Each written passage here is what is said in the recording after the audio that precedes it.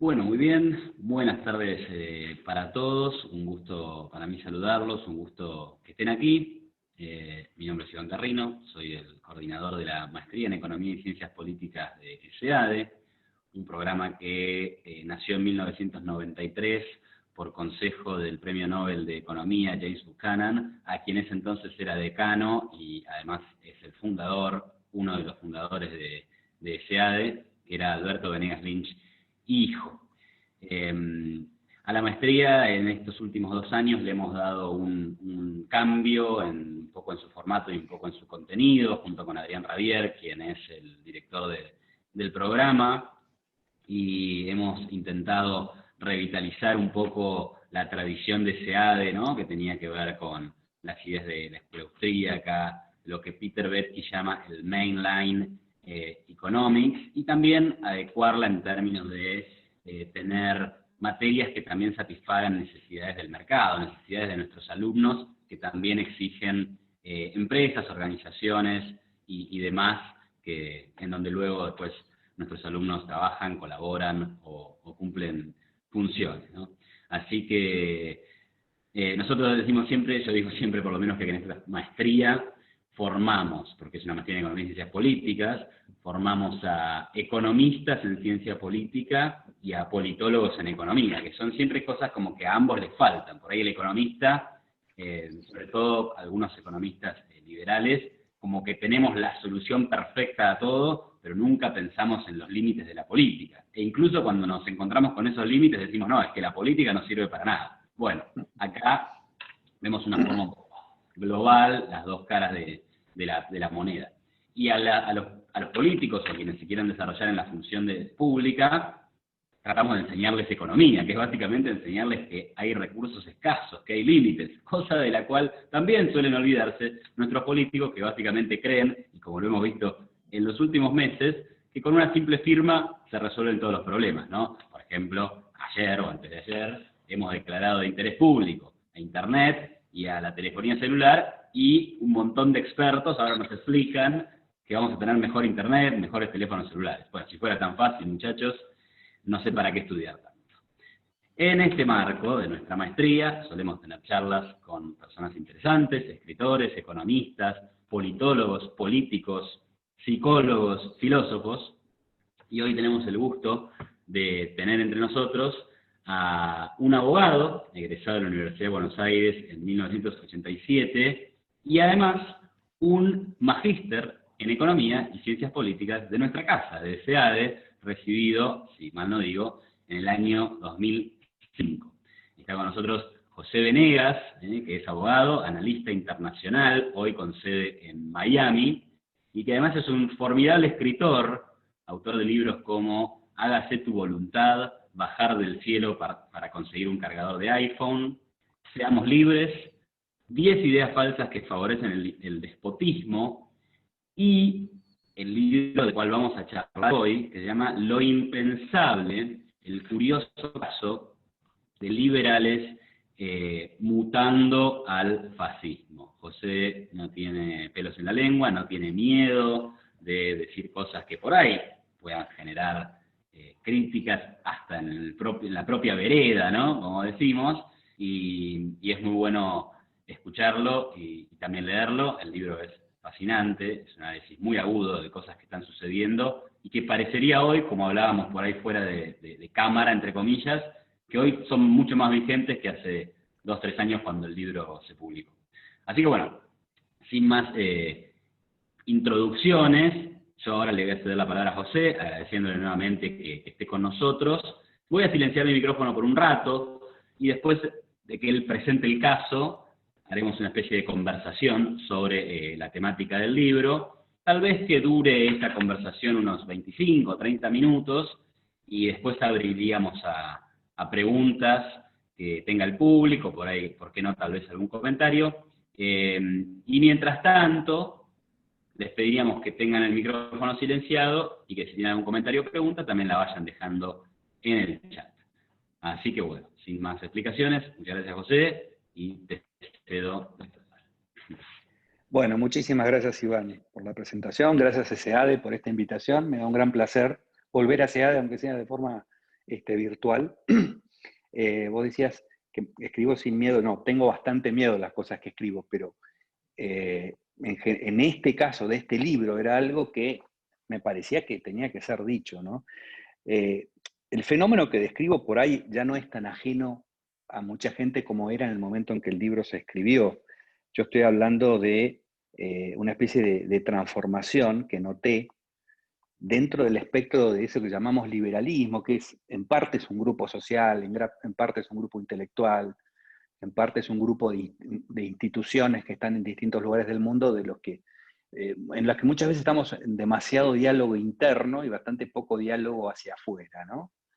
Pero dentro de ese movimiento empezaron a aparecer ideas que eran completamente ajenas en sí al liberalismo, como el nacionalismo, por ejemplo, con explicaciones un poco raras, como que no, lo que pasa es que los liberales clásicos escribieron sobre naciones, así que eran nacionalistas, ¿no? Que es un disparate, porque es como decir que el liberalismo clásico habló de los límites del Estado, habló del Estado, por lo tanto el liberalismo clásico es estatista. Que curiosamente dentro de esta corriente, que se identifica como más liberal que nosotros, dice que son palios, ¿no? Vienen desde las cavernas, son palios, es toda una cosa psicológica esto de usar esta palabra, así que siendo más liberales todavía, cree que el liberalismo clásico es estatista.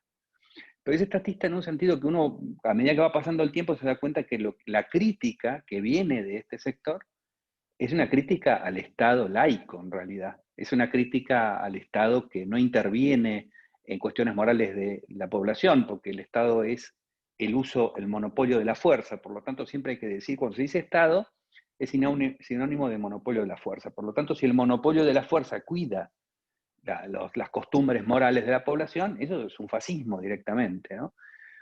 Y que lo diferencio mucho porque no usé la palabra conservador. Yo no uso mucho la palabra conservador en este caso, primero porque conservador quiere decir demasiadas cosas en muchos lugares y a lo largo del tiempo, ¿no? En el caso de Argentina, los conservadores, por ejemplo, eran Roca, esa tradición, Roca echó al nuncio un día, ¿no? O sea, tuvo que enfrentar a la iglesia y lo hizo. El conservadurismo puede ser liberal a veces. No es el caso de este movimiento porque conservador es un poco una actitud de resistencia a los cambios, a la evolución inclusive, que se puede entender como una prudencia o con un cierto temor de cosas nuevas. Pero cuando esta corriente se identifica con volver a costumbres de los años 50, o sea, deshacer en gran parte el modo en que la sociedad evolucionó hacia mayores niveles de tolerancia, hacia cosas como la homosexualidad, el feminismo, lo que fuera, cuando hay un intento de retrotraerse a eso, el grado de intervención que requiere entre comillas, conservadurismo es mucho mayor. O sea, el grado de reconfiguración social, ¿no? La familia que se pone como oposición a la evolución de la tolerancia en general, no sé por qué la familia se opone a la tolerancia a distintos grupos, pero valdría la pena analizarlo también. Esa oposición es sobre la base de una familia que ya no existe. Es una familia, como digo, que existió hasta la década del 50. Hoy las familias son ensambladas, los matrimonios no son para toda la vida, van cambiando. O sea, es muy curioso que surja una especie de puritanismo de un grupo que ha dejado de ser puritano hace rato. Entonces, esto es más bien una cosa política, ¿no? Con el nacionalismo se identifica con el proteccionismo, la confusión Hans Hermann Hoppe, que yo me ocupo bastante de este artículo que se llama Realistic Libertarianism, que no es ni realista ni libertarianismo, donde habla directamente de que él dice que el liberalismo tiene que estar a la derecha porque la izquierda es la igualdad, ¿no? Yo no creo que Hans Hermann Hoppe no sepa esta diferencia, ¿no? La izquierda es el igualitarismo, no la igualdad ante la ley, que él rechaza como concepto, dice que ni siquiera importa ni existe. Entonces, él funda, digamos, está intentando con esto fundar una nueva sociedad de castas o de diferencias en derecho, al decir que como el liberalismo no es la igualdad, el liberalismo no es la desigualdad, por lo que dice Hoppe. El liberalismo es la libertad. Entonces, en el liberalismo, la libertad, surgen diferencias dentro de la libertad. Pero no hay nada que la sociedad tenga que establecer como diferencias previas. Y él cree que sí, él cree que el liberalismo tendría que estar del lado de los hombres varones hombres heterosexuales y blancos, porque dice que él es de ahí donde han salido las grandes cosas de la humanidad. Yo siempre pienso en muchos tipos muy blancos como Lenin, como Stalin, como Perón, como Alfonsín, como, qué sé yo, como Bernie Sanders, ¿no? Pero él asocia esto, digamos, de alguna manera él legitima todas cosas que son directamente antiliberales. Yo me ocupo bastante de hacer ese análisis. Ahora, la pregunta que me hago yo, y esto para que lo conversemos, es ¿qué pasó con el liberalismo que admitió ideas totalmente incongruentes con sus creencias, ¿no? El liberalismo como grupo que no reacciona a tiempo para decir, esto no tiene nada que ver con lo que nosotros pensamos. Por eso, por ejemplo, esta idea en el nacionalismo de la población ejerce un derecho de propiedad sobre el territorio, por lo tanto tiene derecho a decir quién entra y quién sale. Esta es una falsificación total de qué es lo que hace con el territorio el Estado, ¿no? La relación con el territorio es una relación de soberanía que viene traspasada de la era monárquica, digamos, de otra forma de legitimación. Pero es una forma de soberanía. ¿Soberanía qué es? Es poder político. Es un poder colectivo el que se ejerce, no es un derecho de propiedad. Si existiera un derecho de propiedad sobre el territorio del Estado, entonces eso es incompatible con la propiedad privada, lo que Hermann Hoppe hace para huirle a la gente que a él no le gusta y transformarla en un proyecto estatal, es directamente consagrar una forma de comunismo libertario, una cosa rarísima, ¿no? ¿Qué es lo que puede hacer un Estado en una frontera? Bueno, lo mismo que puede ser un Estado legítimamente desde el punto de vista del liberalismo clásico en cualquier lado, defender derechos individuales. No puede el Estado atacar contratos, por ejemplo, y si se impide, se ponen barreras a la inmigración, se impide la libertad contractual. Esto es incompatible, pero de alguna manera Hoppe imagina que si hubiera un Estado guiado por estas normas, las carreteras, las rutas, las autopistas, tendrían que guiarse con un criterio nacionalista. Dice que los extranjeros están usando las rutas para entrar al país, que son construidas por todos, ¿no? Claro, sí, las usan para entrar y salir, para llevar digamos, y hacer transacciones con gente que está dentro del territorio. O sea, para algo se hacen esas rutas, ¿no? Si esas rutas se impiden, se ponen criterios nacionalistas para impedir que la gente entre o pase, y bueno, hay menos libertad contractual, menos libertad en general, menos transacciones, ¿no? Así que el libro que aparece ahí hay una serie de artículos, pero el central es esta crítica a lo que dice Hoppe, que después lo vi repetirse, ¿no? Como estos argumentos aparecen por todos lados, como si fueran la quinta esencia del liberalismo, y después aparece esta cosa de querernos echar a los que somos liberales como antes, porque ahora somos progres, ¿no?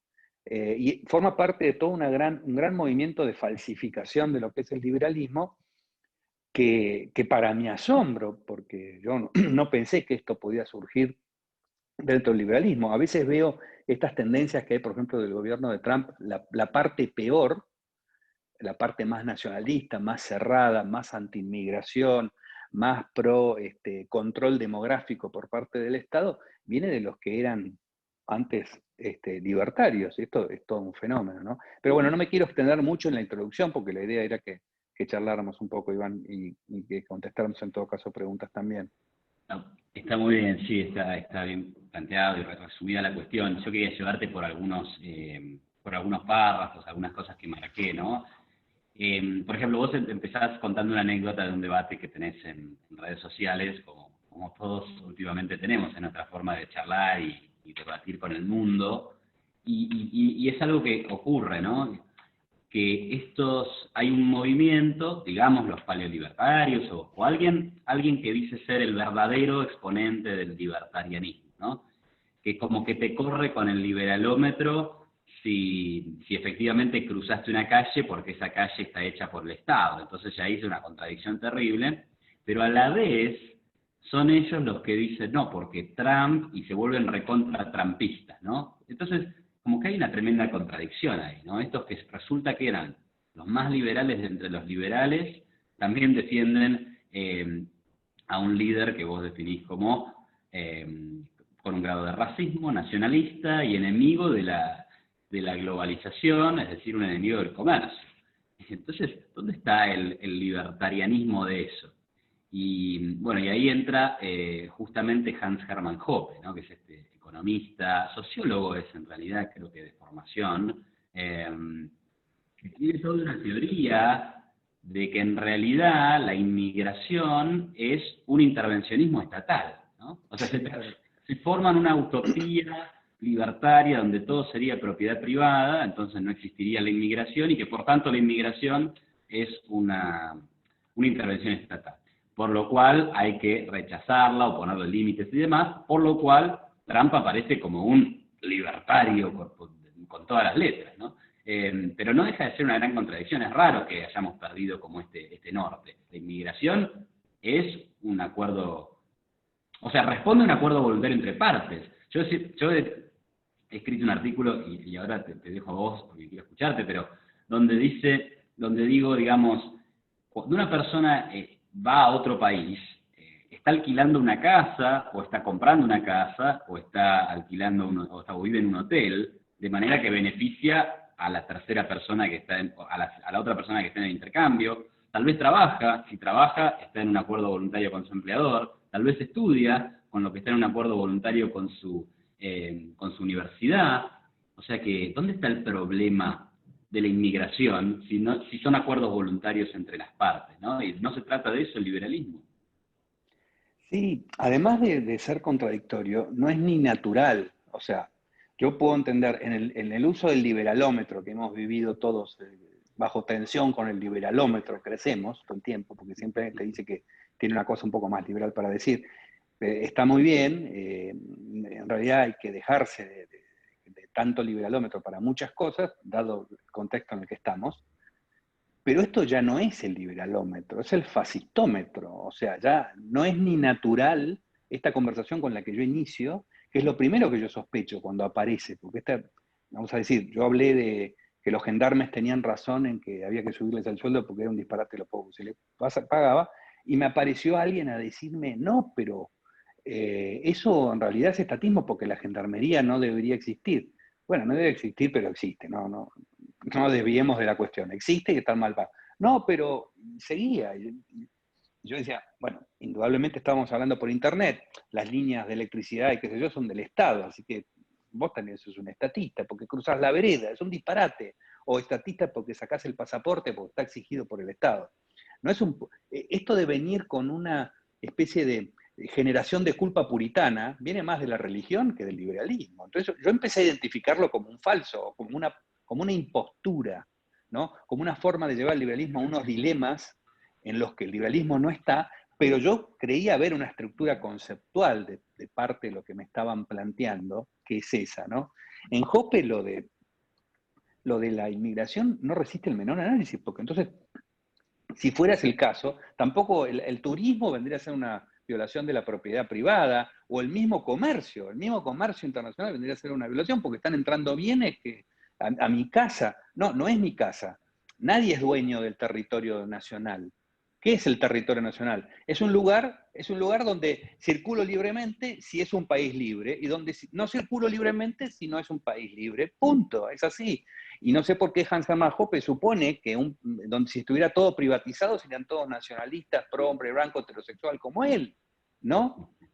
Capaz que no sé qué haría en su sociedad blanca heterosexual cuando le naciera un homosexual adentro, o cuando una señora blanca se quisiera casar con un señor de otra raza, ¿cómo lo solucionaría? O sea, los planteos son estúpidos, y cuando uno ve planteos estúpidos, la respuesta no está al planteo, está en qué es lo otro que hay atrás. Y yo veía otra cosa atrás, veía una cosa fascista, veía una cosa, en el caso latinoamericano español, más tipo proclerical, ¿no? Esta cosa de la invasión marxista de la libertad sexual, de nuevo, con una moralina de década de 50, no compatible ni con esta generación ni con la anterior, una cosa muy, muy extraña, y que viene todo mezclado. Y después del libro también identifiqué que la parte hispana viene mezclada de este carlismo. El carlismo es como el enemigo tradicional del liberalismo en España, es premoderno, es muy parecido al nacionalismo católico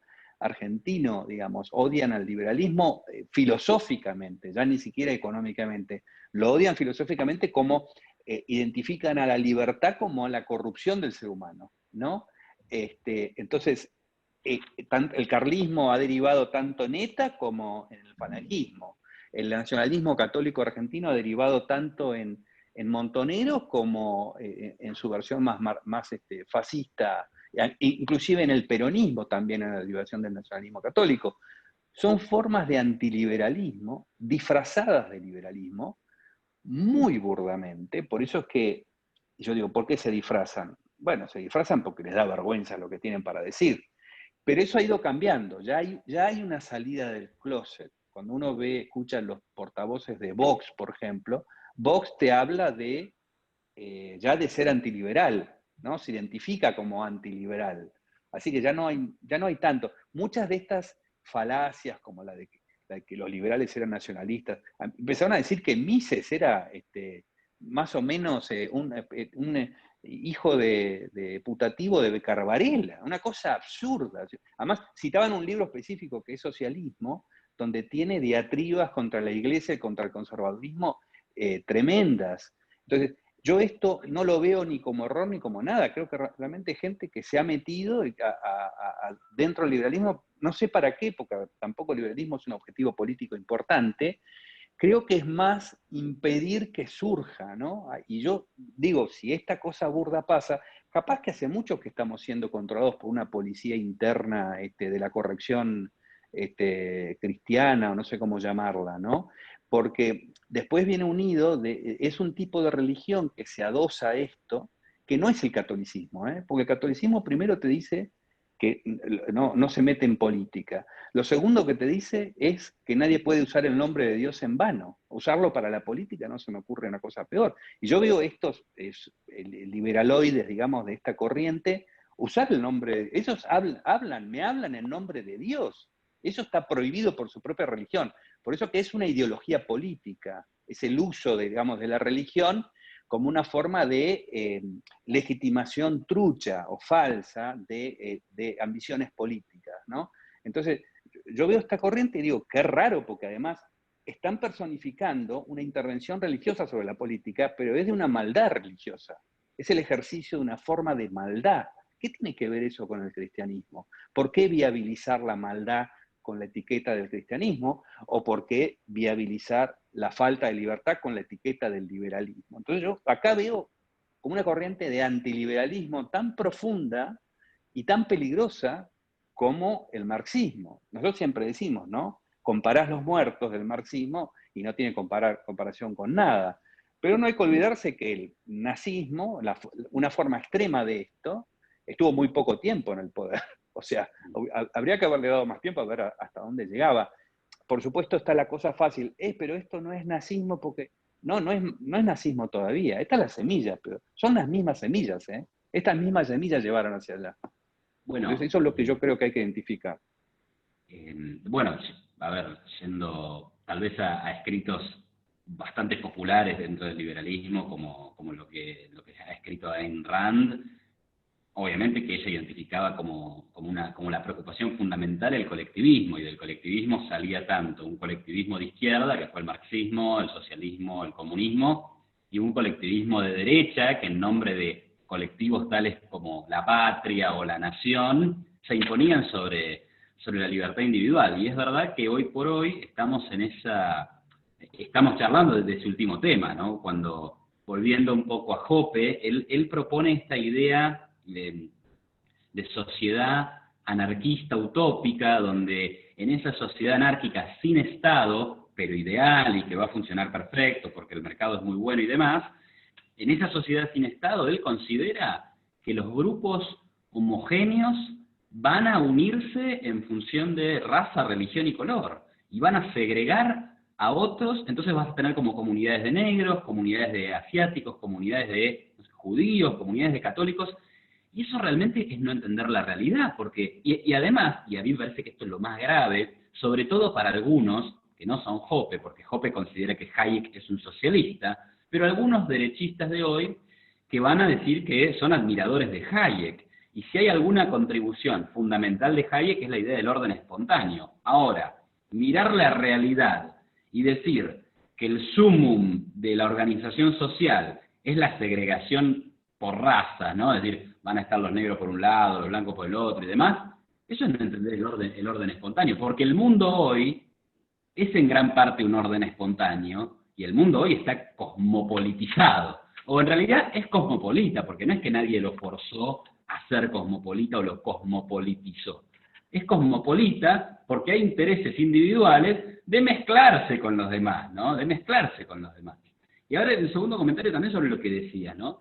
Los liberales clásicos, para toda esta nueva corriente, un poco como del verdadero libertarismo, o los paleolibertarios, o vaya a saber cómo se llaman, una tendencia medio de nueva derecha, somos como unos flojos, ¿no? Somos flojitos, somos débiles, somos muy tiernitos, y eso le hace el juego a la izquierda. Entonces parecería ser que hay que ser un maldito, un cerdo, decir un montón de barbaridades, ¿no? Y eso es lo que es la verdadera libertad. Ese es el verdadero dique de contención contra la izquierda. Y ahí digo algo que la verdad, mira, por ahí no es muy tampoco políticamente decirlo, pero muchachos, nosotros ya probamos con los militares, limpiaron a todos, acá hubo una guerra, a tiros, ¿eh? Y sin embargo, y esos fueron duros de verdad contra la izquierda. ¿Y se acabó la izquierda? No se acabó la izquierda. Ahora lloramos, digamos, ahora esta derecha llora Netflix. O sea, ve una revolución izquierdista en Netflix. O sea que, digamos, hubo una guerra, estuvieron los militares de un lado contra los montoneros, el ERP del otro, digamos, y ni así pudieron ganarle a la izquierda. Digo, tal vez no pase por ser muy duro o ser muy blando, tal vez pase por realmente tener argumentos convincentes, ¿no? Bueno, no sé cómo lo ves eso, pero... Sí, lo que decías al principio, algo que conversamos antes de empezar, esto de al buenismo, porque la izquierda en gran medida se está transformando en un buenismo, están a favor de la ballena Willy, de que las flores estén en el campo, se está transformando en un lirismo, cosa que es mejor, ¿no? Porque es mucho mejor el lirismo que el socialismo estructurado, digamos. Real, claro. Se puede contestar el lirismo. Entonces, esta gente la ha querido contestar con un malismo, ¿no? Si ustedes están a favor en contra del racismo, la izquierda está en contra del racismo, nosotros estamos a favor del racismo. Y entonces ellos interpretan lo que nosotros estamos diciendo como ser blandos. No estamos tratando de ser blandos, estamos tratando de ser justos, no blandos. ¿Qué es blando? Por ejemplo, es blando, si yo soy fascista y me disfrazo de liberal, yo soy un fascista mantequita, ¿no? Hay un racismo mantequita, que consiste en decir, no, yo lo que pasa es que en realidad solamente si yo tengo mis preferencias en mi barrio privado para establecer el racismo, soy un racista privado. Pero yo imagino que el mundo va a evolucionar con el mercado y van a ser todos racistas en barrios privados, que es como imaginar que como a mí me gusta el chocolate, la máxima producción de cuando haya 100 privatizados los barrios va a ser de chocolate, por ejemplo. Y no va a haber frutilla, porque a mí no me gusta, yo creo que me parece que no resiste el análisis de la seriedad lo que escribe Hoppe realmente.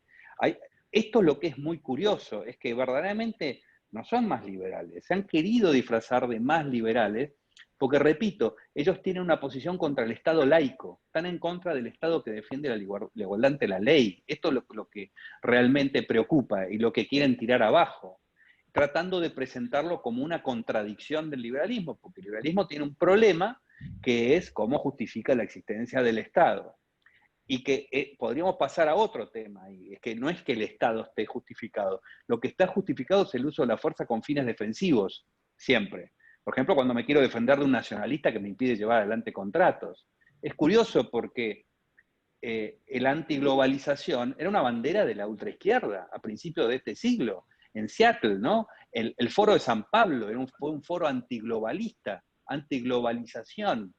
Y ahora están hablando, por más que intentan tergiversarlo, porque nunca dicen la verdad, y esto es algo que hay que tener en cuenta, no, nosotros estamos en contra en realidad de las Naciones Unidas. No, perdón, acá el proteccionismo es clave en este antiglobalismo, ¿no? Y están diciendo las viejas cosas que el liberalismo ha contestado hasta el hartazgo, la escuela austríaca, de que hay dumping y no sé cuánto, cosas que son tonterías, y que son, desde el punto de vista económico, son incoherencias, porque si yo quisiera que Estados Unidos recuperara su pasado industrial, si eso fuera un objetivo, y sin tener libre inmigración no va a recuperar ningún pasado industrial, porque con sueldos americanos no va a haber ningún centro industrial en Estados Unidos. O sea, hasta en eso hay contradicción de tipo económico. La libertad de los contratos es fundamental. Pero acá está esta cosa de vamos a los villanos, ¿no? La forma de ser malo, digamos, me siento asustado por la izquierda me asusta, entonces voy a buscar a un malo. Eso no es de valiente, eso es de cobarde, más bien, ¿no? Busco un salvador, busco el bully, se identifican con villanos, por ejemplo, todo el tiempo, y buscan el bully que haga el trabajo de pegarle a lo que no les gusta.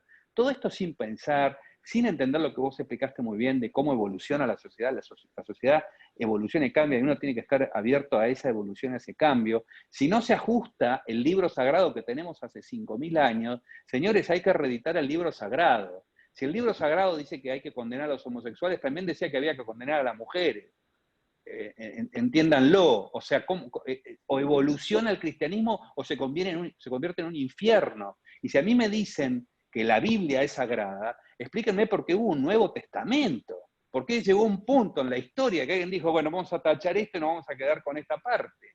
¿No? Entonces, el uso, no vale la pena discutir religión en la política, pero si traen la religión a la política, vamos a discutir también de religión. Entonces, explíquenme por qué, si todo en la Biblia ya está dicho, cosas espantosas que se dicen y que por suerte ya nadie sigue, ¿por qué hubo un Nuevo Testamento? ¿Por qué hizo falta? Entonces, habría que pensar, ¿no? Si no es que hay que estar reeditando eso, si hay algo universal en la Biblia que valga a través del tiempo, me parece que tiene que venir de parte del uso de la cabeza de cómo evoluciona la sociedad, ¿no? No eso de estar invocando condenas y sobre todo mezclarlas con la política. Si yo las condenas que tiene la Biblia las condeno las mezclo con la política, eso se llama totalitarismo, acá y en Japón. Entonces, el uso de una tradición simplemente para justificar un poder político ilimitado. Y acá la gran falsificación que habrás escuchado muchas veces, no, yo soy liberal en lo económico solamente, pero no en el resto. La economía no es una cosa aislada. La economía son nuestros valores puestos en el intercambio. Si mis valores de intercambio están limitados, no hay ninguna economía de mercado. No hay medios libres con fines limitados. Eso es un disparate. Esos medios no sirven. Es mentira. Esto no es que es un error. Esto es mentira directamente. Está buenísimo eso último que decís.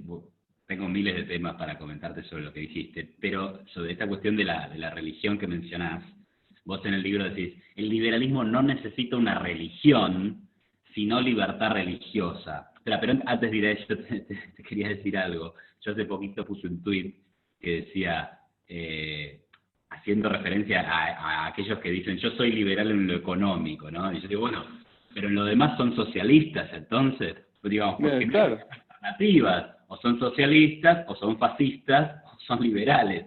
Así que, si no son liberales más allá de lo económico, calculo que caen en las otras formas de colectivismo.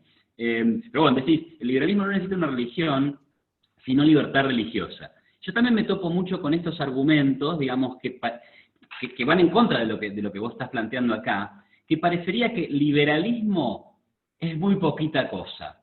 Liberalismo es eso de respetar a todas las visiones por igual, respetar al diferente, ¿no? Parecería que toda moral vale. Eso ya igual es no entender al liberalismo. Pero bueno, parecería que para el liberalismo, para este paleolibertarismo o liberalismo más de derecha o libertarianismo realista, vamos a ponerlo en los términos de Hoppe, no basta solo con el no agredir al otro, que ese sería el principio moral, digamos, básico que funda la sociedad, ¿no? Y las leyes, sino que hace falta como alguna visión moral que sea válida y superior.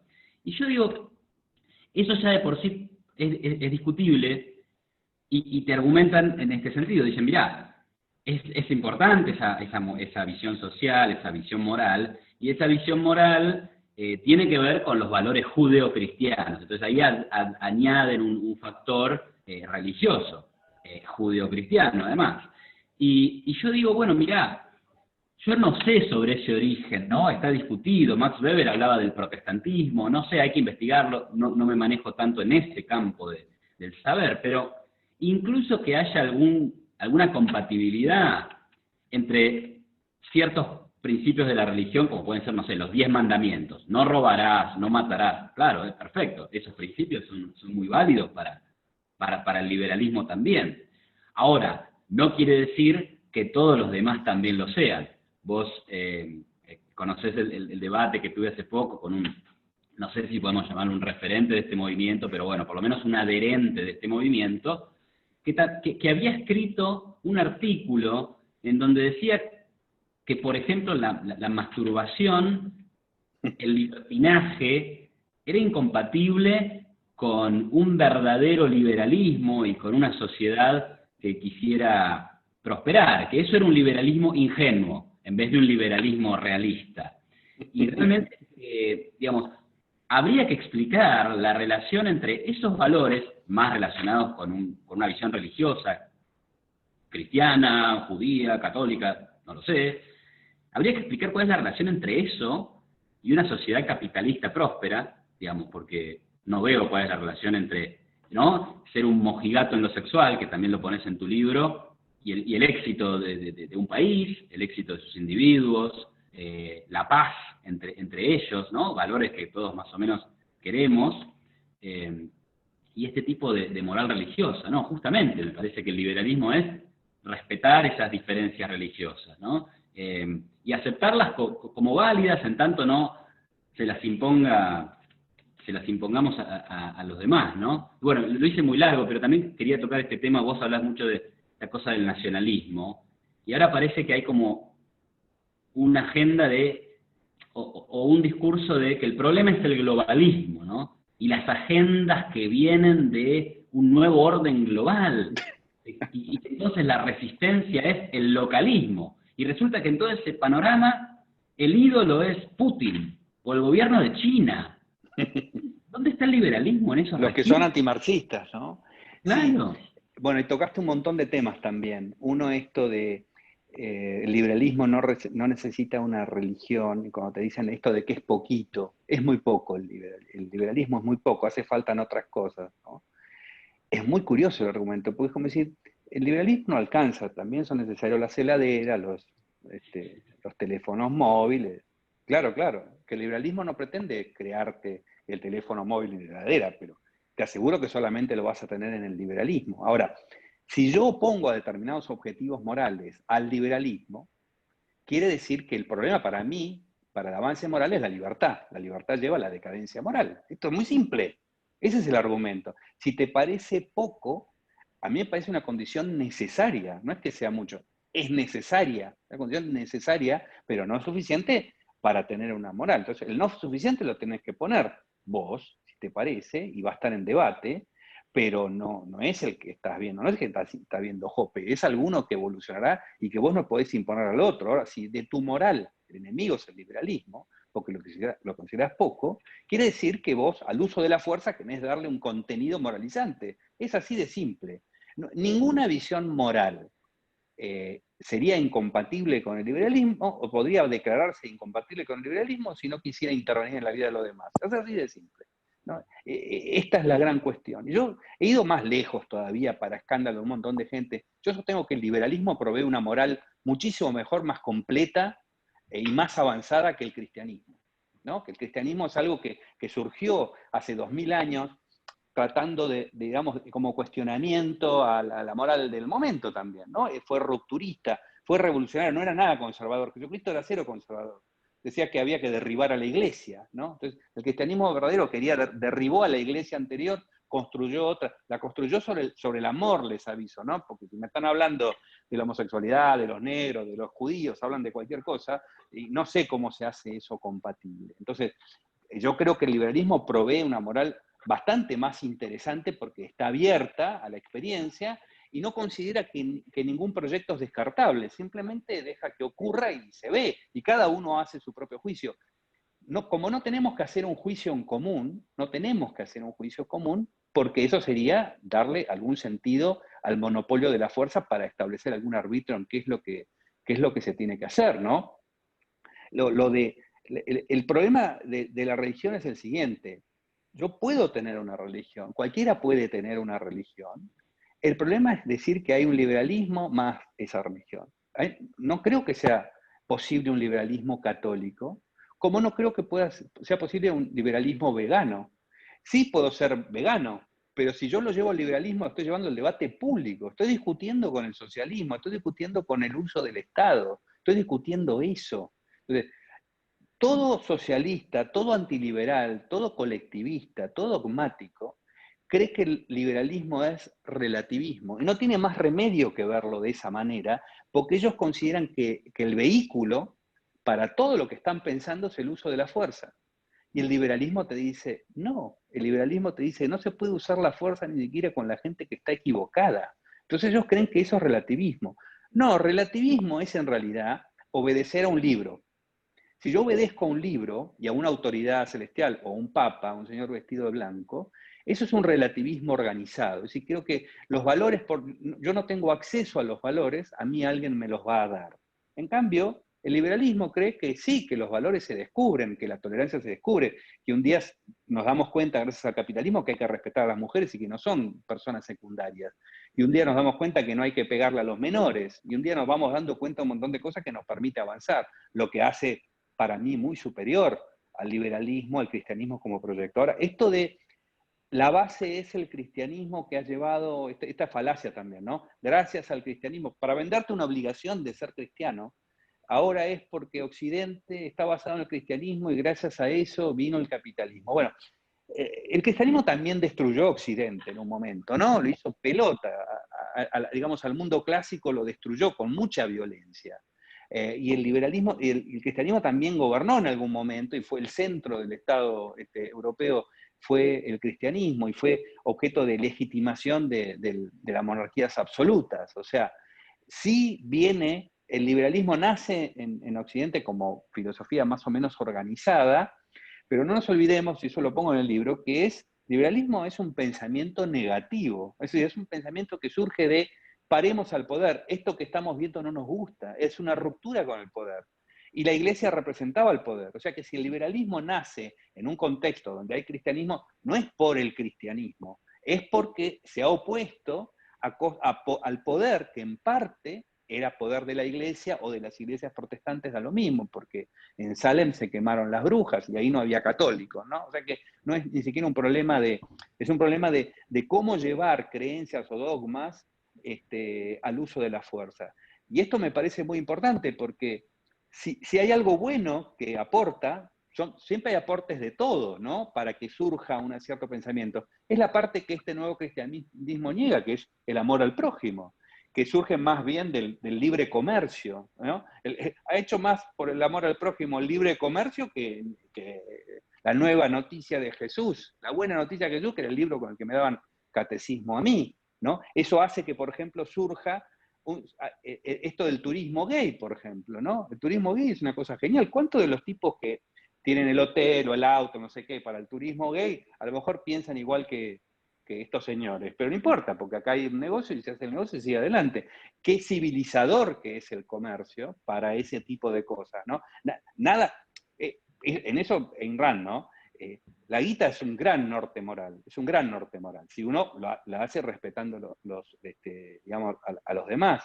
Y vivimos en sociedades cada vez más complejas y que lo que nos hace posible relacionarnos con gente totalmente distinta es justamente el comercio. O sea que el avance moral de la sociedad no viene por el apego a cosas horribles que se dicen en un libro de determinada gente. ¿Cómo se puede seguir pensando en el siglo XXI que hay gente que nace con pecado? Con un pecado especial, porque con pecado parece que nacemos todos, pero es un pecado especial por cómo es, ¿no? Hay que decirle, hay mucha gente en esta discusión que hay, particularmente con el invento del lobby gay y todo esto, ¿no? No, yo está bien, te respeto, pero yo no tengo por qué aplaudir. Pero es que ese no es el problema. La cuestión es, ¿por qué no? ¿No? ¿Por qué no ponerse en ese lugar? ¿Por qué un liberalismo tiene que estar en contra de gente que salga a la luz, digamos, y que viva su vida? Pero ¿cómo es posible que en el siglo XX se siga pensando que hay gente que nace repudiada por el Dios creador que lo creó? Valga la redundancia. O sea, si vamos a traer a la religión a la discusión, al debate público, no al debate privado religioso, vamos a discutirlo en serio. Entonces vamos a discutir sus conceptos. Así como tengo que discutir con el marxismo, Si ahora hay una militancia política católica, bueno, vamos a discutir la Biblia entonces, en términos racionales, a ver qué es lo que queda de eso, ¿no? Muy interesante. Bueno, de alguna manera también la Ilustración fue justamente un movimiento de alejamiento de las explicaciones deístas, ¿no? Y muchos vemos en la Ilustración el surgimiento de un mundo más liberal, John Locke, Adam Smith. Ahora, son muy interesantes algunos temas, me han notado cosas, ¿no? Por ejemplo, vos decís, el comercio ha hecho mucho más por el amor al prójimo que cualquier libro. Yo recuerdo una anécdota muy reciente de Midachi, ¿no? En Midachi vos tenés a Miguel del Cel, que es recontra macrista, y a Daddy Brieva, que es más kirchnerista que los kirchneristas.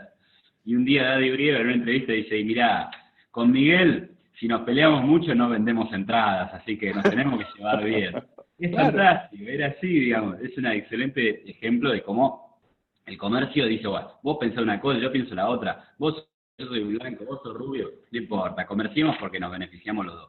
Después otra cosa interesante, que me vuelve a llevar a este tema de que esta nueva derecha o libertarianismo realista, para usar los términos de Hoppe, desconoce el orden espontáneo, es el tema del lobby gay.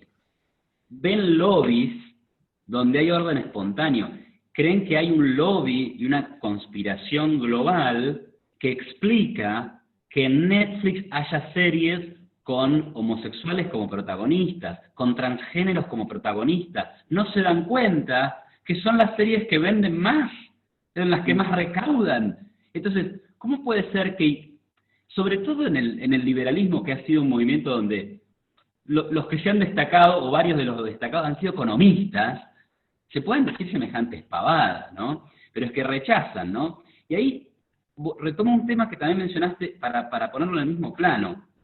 Pues ellos creen que la libertad genera decadencia moral, decadencia cultural. Y eso los lleva, por ejemplo, a decir, no, es que si liberamos la inmigración, van a venir un montón de personas con valores antiliberales y vamos a transformarnos en una sociedad antiliberal. Pero claro, como esa restricción de la inmigración es claramente una movida intervencionista del Estado que viola contratos privados, crean ad hoc el argumento de que en realidad la inmigración es estatismo, que es una locura.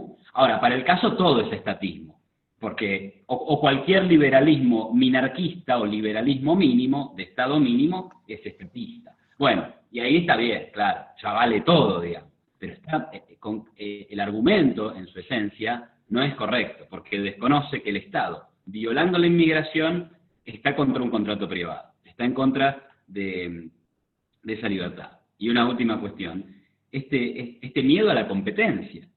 Si vienen un montón de personas que piensan de forma antiliberal, las convenceremos de que el liberalismo es lo mejor. Y además que si vienen a nuestro país, será porque les gustan nuestras instituciones.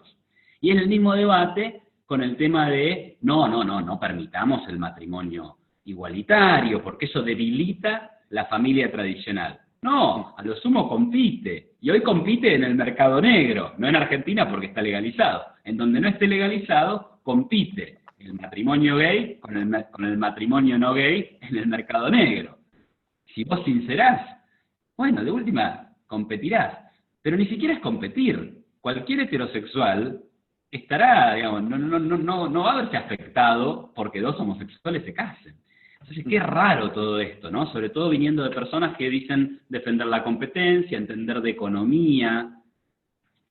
No, Y es que, mirá, cierro con esto porque quiero citar algo tuyo, de uno de los artículos que está en este libro tuyo, que dice, bueno, esta derecha desprecia a los liberales como marxistas culturales, ¿no? Entonces dice, vos decís, para ser capitalista, en su punto de vista, hay que ser mojigato en lo sexual, militante de eso, fijarse en el color de la gente, despreciar a los inmigrantes, creer que hay una conspiración para instalar un gobierno mundial y, de acuerdo a esa fantasía, oponerse incluso al libre comercio. ¿En nombre de qué? Otra vez, en nombre del antimarxismo cultural y del verdadero liberalismo. Es así, esta frase describe muy bien este nuevo movimiento de derecha que nos acusa a nosotros de ser marxistas y que ellos son el verdadero liberalismo, cuando en realidad son un estatismo para algunas cosas, ¿no? Que el Estado se meta en la cama les encante, que el Estado levante barreras inmigratorias les encanta, que el Estado prohíba el comercio en algunos casos les encanta, porque es geopolítica, en fin. Sí, es que como te digo, es antinatural. Esto ya no es un problema de gente que se ha desviado. Es tan antinatural que ni siquiera lo veo sincero. Cuando dicen lo del estatismo de la inmigración, yo no quiero considerar eso. Me parece que es un insulto a la inteligencia sostener semejante estupidez, porque justamente la única barrera que va a haber a la inmigración va a ser el Estado. Es más, yo cuestiono por qué el Estado provee identidad, por qué el Estado provee nacionalidad como cosa de identidad. La única razón por la que nace, digamos, la idea de establecer un vínculo político es el límite del voto. Claro, no puedo, cualquiera que viene a mi país viene a votar directamente, eso lo puedo preservar. Eso no hace derechos individuales, ¿no? Lo que hace derechos individuales es cómo es ese gobierno, no cómo se lo vota tampoco. Y por otra parte, la gran mentira que hay acá, que el socialismo en los Estados Unidos está llegando por la frontera sur. No mientan más. El socialismo en Estados Unidos está en las universidades más blancas tradicionales de los Estados Unidos. O Bernie Sanders es mexicano, ¿no? Toda la cosa de izquierda, colectivista, marxista, viene de las universidades norteamericanas. El inmigrante, y eso yo conozco inmigrantes, como te imaginarás, están todos pensando en cómo salen adelante ganando plata. Es lo opuesto a esta visión que tienen, que no es sincera. Lo que les molesta es lo que llaman la contaminación demográfica, la contaminación racial. Creen que traen otra cultura los que vienen desde afuera. Entonces, es una distracción sobre el verdadero marxismo esta corriente. El marxismo, como te digo, está en esas ideas que nadie contesta, porque ellos están ocupados en perseguir inmigrantes, ¿no? Y considerarlos como los que traen la delincuencia, cuando ni siquiera esto se cumple de manera estadística. Además que es una xenofobia disfrazada de argumentos pueriles, porque son estúpidos los argumentos. Y hay algo que me estaba acordando, que me quedó de antes, del tema del cristianismo, la versión Jordan Peterson del problema. Jordan Peterson te dice que en realidad sos cristiano quieras o no. O sea, no sos ni tu existencia no es ni siquiera considerable. No existe. Porque como sos parte de la cultura esta, sos cristiano creas o no. Que es un argumento, de nuevo, estúpido como para imponer un deber ser, porque si no fuera para eso, y si me tiene que imponer un deber ser, quiere decir que no es un ser, como él dice, ¿no? Pero llegar al punto, es el punto máximo que yo he visto de negación de la libertad religiosa, que libertad religiosa es creer y no creer, las dos cosas, ¿no? Pero nunca he visto un punto tan consistente de negación de la libertad religiosa como decir, vos sos aunque no quieras, como lo que te quieren decir que viene en tus genes, están buscando mandatos imposibles de vencer en cosas como los genes, la religión o lo que fuera, o la naturaleza, y eso tiene el único fin de desmentir cualquier diversidad que se salga de su modelo, o sea, un ataque directo a la libertad. Cuando hablan de naturaleza, de genética, de religión, de todo, siempre están hablando para que prevalezca una versión del ser humano que ellos tienen cerrada y para que todo lo demás se considere no humano, no natural, no considerable y no existente, que es parte grande del problema. Muy bien. Bueno, yo no sé si me parece que es momento por ahí para abrir a comentarios de quienes de los que están escuchando. Seguramente tengan alguna pregunta, si no también. Yo también tengo preguntas, pero bueno, los invitamos a ver si alguien quiere hacer algún comentario, puede desmutearse, o sea, se abre el micrófono y diga algo, o si no, puede escribir en el chat y lo leemos. Mientras, por favor, piensen preguntas. Yo te voy a hacer una pregunta, José, que es, bueno, es clara tu crítica hacia ciertos liberales que parecen ser falsos liberales, que en realidad en un montón de cuestiones, están realmente en contra del liberalismo, de la libre interacción de las personas y demás. Pero bueno, Trump es nuestro dique de contención contra la izquierda. Trump es mejor que Biden. Trump es mejor que Bernie Sanders. Y encima tiene votos, ¿no? Porque también está eso. Bolsonaro. A Bolsonaro yo no sé si se lo admira más porque tiene un ministro de Economía de la Escuela de Chicago o porque ganó las elecciones. Y el exitismo también genera cierta dopamina, ¿no? Pero bueno, ahí habría una pregunta en el sentido de, mirá, si nosotros criticamos a Trump y a Bolsonaro, nos va a comer la izquierda. Así que es culpa tuya, José. Si después gana el comunismo, si después gana el comunismo es culpa tuya. Sí, sí. Vos estás reunido comiendo una pizza y estás decidiendo, digamos, el fin la continuación del mundo. Acá en este Zoom, ¿qué estamos decidiendo? ¿Cómo va a ir el mundo a partir de ahora? Entonces, si decimos algo, por ahí perjudicamos y hacemos que gane Biden y Ocasio-Cortez y demás. A mí me encanta cómo este argumento, que también es falso, porque no me lo dice gente que está haciendo una opción por el mal menor que es perfectamente aceptable en una evaluación personal que siempre va a ser discutible. Me lo está diciendo gente que no quiere que critique nada, ni cuando sale con el nacionalismo, ni cuando indulta al amigo, ni cuando echa a los señores que habían declarado contra él en impeachment. O sea, son argumentos que en realidad son falsos. Yo les recuerdo también que hay un mandamiento, es el de no levantar falso testimonio. En algún momento hay que decir la verdad de lo que se piensa, ¿no? Porque ese es un mandamiento que es más válido todavía dentro del cristianismo que, bueno, dentro del liberalismo también, pero en un ámbito contractual, ¿no? Pero en el cristianismo nunca, ¿no? Hay que dejar de mentir. Entonces, hay una defensa cerrada de Trump que se presenta como esto del second best. Argumento que yo acepto, qué sé yo, que es mejor que gane en Estados Unidos. Yo, si tuviera que votar, tiraría la perinola, te digo la verdad, no sabría qué hacer, porque es una cosa de disparate. Unos evaluarán eso, otros evaluarán lo otro, otros podrán evaluar que si gana Biden, a lo mejor el Partido Republicano vuelve a ser lo que era, ¿no? Y claro, vas a tener un gobierno espantoso tipo Carter durante 4 años, qué sé yo. Si no gana el Congreso no va a ser demasiado grave. Me parece que la disputa acá más importante para nosotros está en el Congreso, ¿no? Así que yo siempre voy a aceptar que alguien me diga esto de, no, como sí conozco gente que dice, sí, detesto esto, pero lo voy a votar porque le tengo mucho miedo a lo que viene del otro lado. Eso siempre es una evaluación bastante subjetiva, bastante difícil de objetivar o de medir, que uno tiene que tomar. Son riesgos que hay que tomar al votar. Pero yo no siento que haber sido, si fuera eso, yo no tendría todos los enemigos que tuve durante estos 4 años por criticar cosas. Me estarían diciendo, bien, bien, tenés razón, pero igual voy a votar. No, ni me lo dirían porque irían a votar. Ahora me lo dice gente que no va a votar acá en Estados Unidos. La mayoría de la gente que me lo dice. Entonces, ¿cuál es el argumento? ¿Para qué me lo decís? ¿Vas a votar moralmente? Es falso. Acá hay una corriente que representa el nacionalismo cristiano, que se ha juntado, es todavía más católico cristiano en Hispanoamérica. Hay una corriente que quiere avanzar hacia mayores niveles de control de la sociedad, mayor nacionalismo y mayor cosa. Entonces, no me vengan a decir que second best, porque lo tratan como un ídolo. Yo no puedo ni criticar nada, porque se enojan, se vuelven locos ante la crítica. Y me lo pueden comparar. Sí, qué sé yo, me lo comparás. Yo siempre digo, sí, Cristina mejor que Maduro. Entonces, si yo hablo contra Cristina, capaz que estoy favoreciendo a Maduro, qué sé yo, no sé.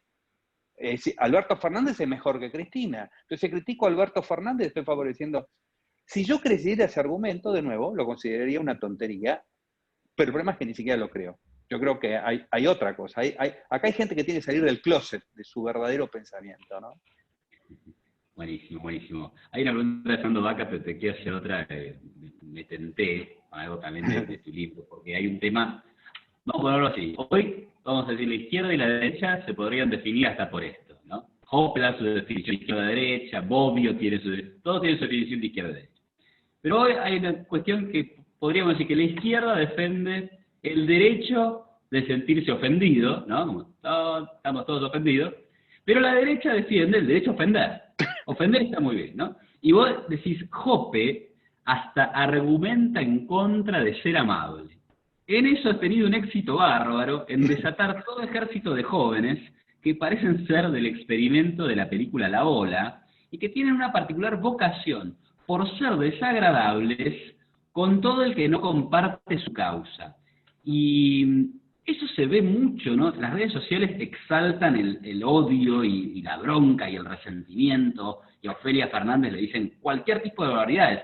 Por más que yo, Ofelia Fernández, no comparto nada, creo que ni una coma puedo compartir de las cosas que piensa, pero de ahí a la agresión más baja, y después, no, es la libertad de expresión, no, no le hagas el juego a la izquierda. Digo, no hay un punto medio, ¿no? Y me siento sucio diciendo punto medio, qué cosa tibia. Pero por favor, pero realmente Te como voy a que, decir, eso es muy cierto, esta cosa del malismo y de ser desagradable, que parece ser como una cosa compensatoria, y esto de presentarlo como el derecho a ofender. Curioso, porque esto viene de gente que te dice pertenecer a una cultura superior. O sea, esta porquería, estos términos de porquería del intercambio, no de la CEPAL, sino del intercambio de ideas horribles, viene de gente que me dice que son la cultura superior, que los demás son inferiores, y de gente que me habla en nombre del cristianismo. Entonces, es muy loco, porque yo siento que hay que evangelizar al cristianismo ahora.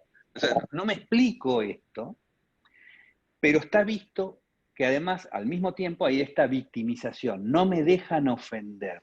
No me dejan ofender y hay un derecho a ofender. Yo escribí un artículo ahí sobre el dislate de la idea del derecho a ofender y de cubrirlo todo bajo el tópico de la libertad de expresión. Claro, si yo bajo la libertad de expresión digo ideas marxistas, soy marxista, no soy liberal. O sea, ejercer la libertad de expresión no te hace liberal. Lo que te hace liberal es creer en el respeto al otro, ¿no? En la libertad de expresión. Si yo digo barbaridades, yo digo, me gustaría que caiga un terremoto, un meteorito no sé, qué sé yo, en la cabeza de Cristina Kirchner, ¿no? No se hagan fantasías, no va a pasar, ¿no? Eso, digamos, no está validado por el hecho de que lo digo libremente, ¿no? Pero está hecho para, de alguna manera, victimizarse y no decir la verdad. Quiero ofender, digan la verdad, quiero ofender y no me dejan ofender. Entonces podríamos discutir ahí de verdad. ¿Para qué querés ofender? ¿Y por qué querés ofender? Bueno, quiero ofender a unos porque son gays, a otros porque son extranjeros, a otros porque... ¿Y por qué? Vamos a discutir. Ya que ustedes son la moral y el liberalismo es poco, yo te voy a proponer una discusión moral. Entonces, háblenme de sus preferencias morales de una vez para que las podamos discutir. A ver si están tan arriba o si yo, como sospecho yo, están en el bajo fondo más absoluto, ¿no? Entonces, esto de disfrazar bajo el derecho a ofender, el lobby gay que nos ataca, claro, si yo me victimizo, claro, Hitler era víctima de la conspiración judía, ¿no? ¿Y de qué eran víctimas los adelantados? Eran víctimas de la falta de evangelización de los indios. Todo el mundo, todo régimen maléfico ha sido víctima de algo que ha perseguido, porque eso es lo que caracteriza, y para eso Thomas Saffe, genial, la invención del mal, ¿no? Hay que crear el mal. Si no lo tengo, si yo me tengo que oponer a algo, en vez de decir yo soy el malo, yo soy el que quiero ofender, si yo soy el que quiero ofender, no puedo después ser mantequita y víctima. Si yo quiero ofender, no puedo reclamar un safe space para ofender, porque es mucho más coherente reclamar un safe space para decir qué lindas que son las florcitas, que reclamar un safe space para gente que es malista y que quiere ofender. Eso es lo que yo llamo el malismo, es mantequita en el fondo, ¿no? Entonces, ser coherente. La cuestión de la ofensa no es tanto que seas libre o no. Nadie es libre de ofender, todo el mundo es libre de hablar, y si ofende se hará cargo de las consecuencias, a veces jurídicas, ¿no? Todo el mundo es libre de hablar, no puede haber censura previa. Pero ya que nos dicen que el liberalismo es poco, es una moral poquita, y es una moral muchita, bueno, háblenme de la moral de ofender. ¿Cuál es el principio? ¿Cómo es que Dios los ha traído al mundo para ofender? Cuéntenme, aunque sea muéstrenmelo su libro sagrado, porque yo ahí no lo encuentro. Por lo menos en el Nuevo Testamento, ¿no? total. Y bueno, Fernando dice, ¿cuál es tu opinión sobre el aborto? Complejo. Es todo un tema. Bueno, el aborto, yo he ido evolucionando, voy a contar. Yo era muy antiaborto, inclusive antiaborto terapéutico, cualquier cosa, porque pensando en esto, ¿no? La vida desde la concepción. Tuve una experiencia cuando vino la reforma del 94 de la Constitución, donde esto se incluyó en una serie de charlas que tuve con gente que estaba para poner algo en la Constitución al respecto, donde me llamó la atención que yo digo, bueno, pero ¿qué hacemos con el aborto que está ocurriendo? Porque más allá de la prohibición o no, el aborto está ocurriendo. Y tuve la primera sensación de que no les importaba nada el tema. El asunto era mantener la prohibición, era algo que tenía más valor, mantener la prohibición que el aborto en sí. Y ya empecé a tener una serie de dudas al respecto, que se hicieron bastante firmes en el último debate, que es algo que me quedó pendiente antes. Yo soy un gran agradecido a esta gente que apareció, porque me están enseñando mucho sobre el liberalismo y me están enseñando mucho sobre las cosas que no hemos visto y de las que nos tendríamos que haber ocupado. Así que yo quiero decir que todas estas cosas que digo son cero personales, porque si hay algo que tendría que hacer es, en lo personal, agradecerles haberme llevado a pensar en cosas en las que nunca hubiera pensado si no me hubieran desafiado a eso, ¿no? Y en el tema del aborto me pasa lo siguiente. Creo que en la Argentina, por ejemplo, a nadie le importa el aborto, porque como digo, los abortos diarios a unos no le importan, que no se lleva a cabo la reforma tampoco le importa si es Alberto Fernández el que la quiere. O sea, creo que primero es un falso debate. Creo en la despenalización porque el sistema penal ha sido inútil para lidiar con esto, ya produce más problemas que soluciones. Y yo creo que la facultad penal del Estado tiene un límite. Muchas veces me ponen en este ejemplo de, bueno, ¿qué pasa si nos matamos entre todos?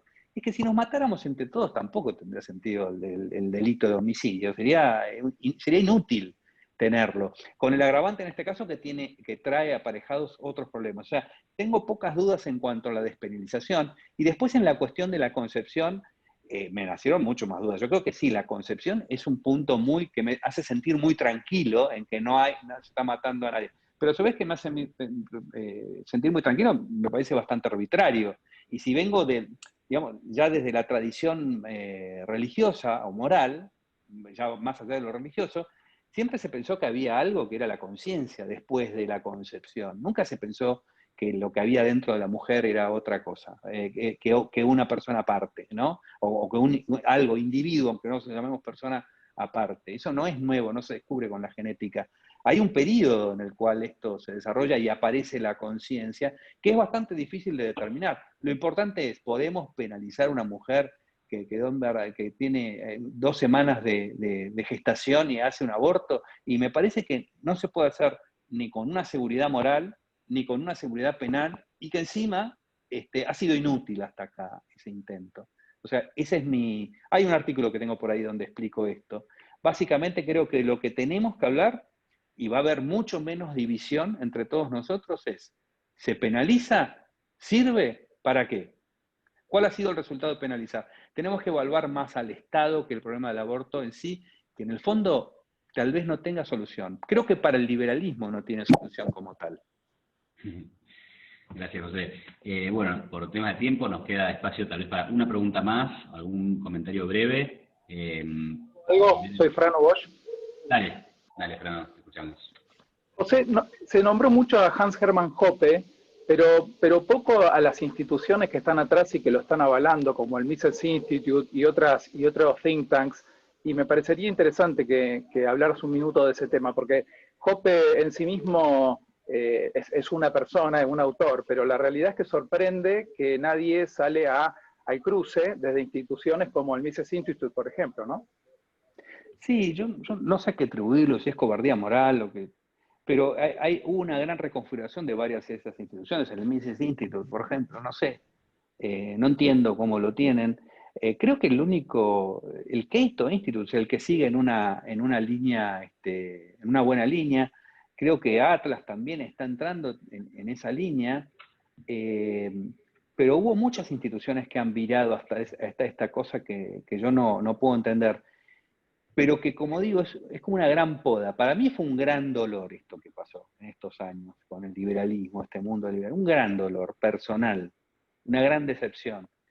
Pero si lo miramos con un cierto panorama, aún esta contaminación nos da una oportunidad de salir de esto que yo llamo policía interna, que tiene el liberalismo tan atado y tan metido en tan poquitos temas y sin avanzar sobre cosas que son importantes, ¿no?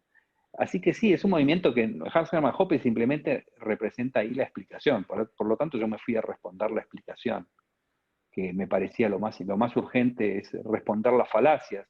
Después hay todo un proceso en el cual uno no tiene control alguno, ¿no? De cómo van a ir estas cosas evolucionando. Pero sí, lo más grave que ha pasado es que en este momento que tenemos esta disputa entre dos populismos, uno de izquierda y otro de derecha, habría una gran oportunidad para un gran movimiento liberal clásico, por llamarlo de alguna manera, y esa oportunidad de alguna manera está perdida. Estamos en un diálogo entre dos irracionalidades, ¿no?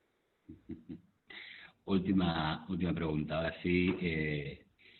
Bueno, dice Daniel, si según tu criterio hay algún líder liberal legítimo en un ámbito de decisión o relevancia política para... Bueno, esa es muy difícil. Si hay algo que estoy en contra de la gente que hace listas de los liberales que apruebo y los liberales que no apruebo, parecen como de Tinder.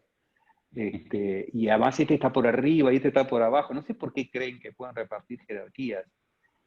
No, qué sé yo, hay mucho. En un puesto de poder, de relevancia, no, yo creo que hay que leer las cartas quillotanas, el diálogo entre Alberti y Sarmiento, porque Alberti entendía todo, la verdad, y cómo él ve la política. La política es un oportunismo, en realidad es difícil encontrar un político liberal. Uno va a encontrar políticos que lleven adelante políticas de liberalización, y a eso es a lo que hay que apostar, ¿no?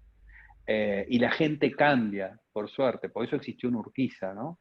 Existe la posibilidad de que la gente cambie. Entonces, no me animaría a nombrar a una persona representante para nada. Y además creo que el liberalismo tiene que huir de los colegios cardenalicios, no podemos tener colegios cardenalicios. Yo recomendaría libros, recomiendo el liberalismo de Mises, La acción humana, recomiendo La rebelión de Atlas, El manantial, los libros de Thomas Sachs, en fin, recomiendo libros, me parece, Hayek por supuesto, ¿no? Eso es mucho más importante. Creo que en el medio de todo este barullo de las redes sociales, eso que podamos hacer en cuanto a consistencia de ideas, a la larga va a prevalecer, por más que ahora veamos todo este desastre que vemos ante nuestros ojos, y nosotros rescatamos las ideas y las continuamos difundiendo como tales de manera valiente, creo que eso es el trabajo más importante, más que encontrar un líder, ¿no? No sé, me parece que no va a haber. Buena forma de cerrar, me parece, José. Así que bueno, muchas gracias por estar. Un Esta placer. conferencia, si todo sale bien desde lo técnico, quedará grabada y subida a nuestro canal de YouTube. Así que bueno, muchas gracias, José, gracias a todos los que participaron y bueno, que tengan todos buena semana y nos volvemos a encontrar pronto. Gracias, Iván. Gracias, Iván y SEADE. Muchas gracias. Bueno, gracias a vos. Hasta luego.